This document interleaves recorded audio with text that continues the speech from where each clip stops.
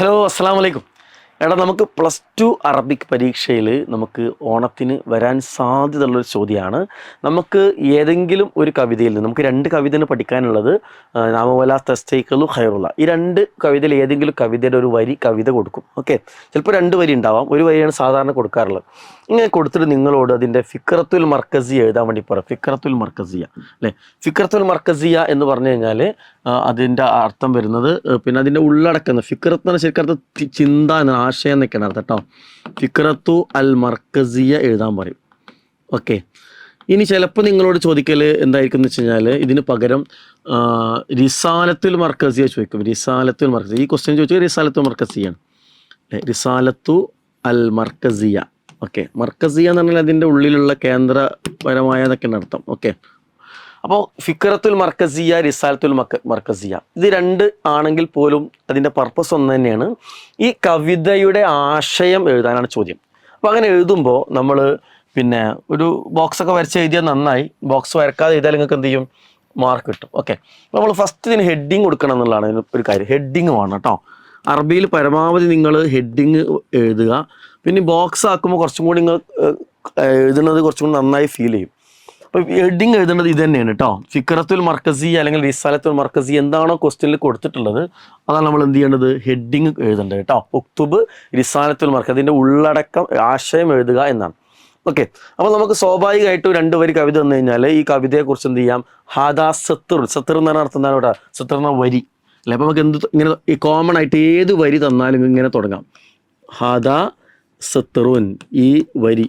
ഹാദാ സത്തുറുൻ ജമീലുൻ, ഭംഗിയുള്ളതാണ്.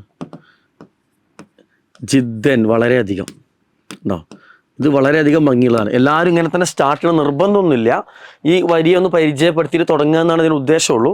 ഓക്കെ, അപ്പോൾ നിങ്ങൾക്ക് കുറച്ചും കൂടി അറബി അറിയുന്ന കുട്ടികൾക്ക് നിങ്ങളതായിട്ടുള്ള രീതിയിലൊക്കെ സ്റ്റാർട്ട് ചെയ്യാം. ഓക്കെ, കോമൺ ആയിട്ട് എഴുതാൻ പറ്റിയിട്ടുള്ള വേർഡാണ് സാറ് പറഞ്ഞു തരുന്നത്.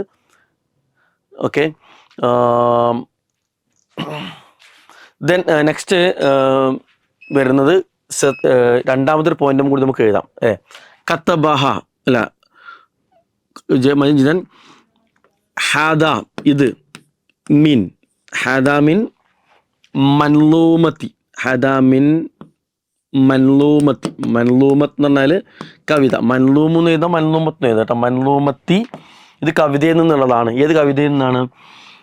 കവിതേൻ്റെ പേര് എഴുതാം. ഓക്കെ, അപ്പോൾ കവിതേൻ്റെ പേര് എഴുതുക അറിയുമെങ്കിൽ അതായത് മിൻ മൻലൂമത്തി ഖൈറുള്ള, ഖൈറുള്ള എന്ന് എഴുതാം അല്ലേ. അതായത് മിൻ മൻലൂമത്തി മഷ്ഹൂറത്ത് എന്ന് എഴുതുവാണെങ്കിൽ, പേരറിയില്ലെങ്കിൽ എന്ത് ചെയ്യാം?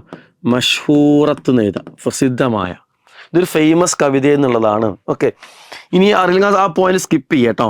ഇനിയോ കത്തബഹ, കത്തബ എന്ന് പറഞ്ഞാൽ എഴുതുക അല്ലേ. കത്തബഹ, ഇത് എഴുതിയത്, ഈ വരി എഴുതിയത് അല്ലേ അഷായിർ. അഷായിർ എന്ന് പറഞ്ഞാണ്ട് പിന്നെന്ത് ചെയ്യാം?